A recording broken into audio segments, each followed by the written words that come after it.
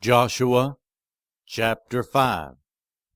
Now when all the Amorite kings west of the Jordan, and all the Canaanite kings along the coast, heard how the Lord had dried up the Jordan before the Israelites until they had crossed over, their hearts melted in fear, and they no longer had the courage to face the Israelites.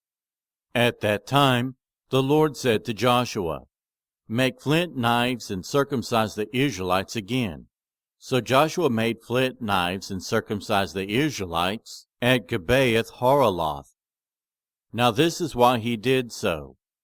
All those who came out of Egypt, all the men of military age, died in the wilderness on the way after leaving Egypt. All the people that came out had been circumcised, but all the people born in the wilderness during the journey from Egypt had not.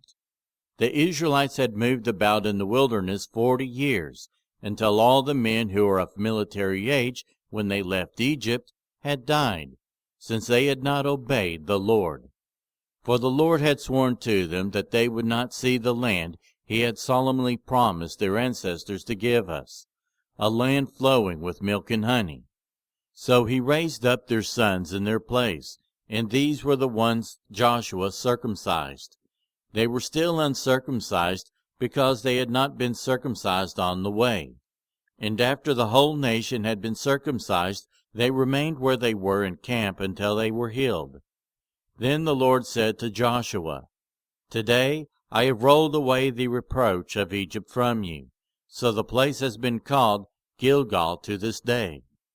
On the evening of the 14th day of the month, while camped at Gilgal on the plains of Jericho, the Israelites celebrated the Passover. The day after the Passover, that very day, they ate some of the produce of the land, unleavened bread and roasted grain. The manna stopped the day after they ate this food from the land. There was no longer any manna for the Israelites, but that year they ate the produce of Canaan. Now when Joshua was near Jericho, he looked up and saw a man standing in front of him with a drawn sword in his hand. Joshua went up to him and asked, "Are you for us or for our enemies?" "Neither," he replied, "but as commander of the army of the Lord I have now come."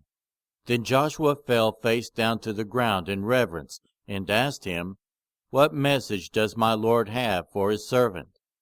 The commander of the Lord's army replied, "Take off your sandals, for the place where you are standing is holy."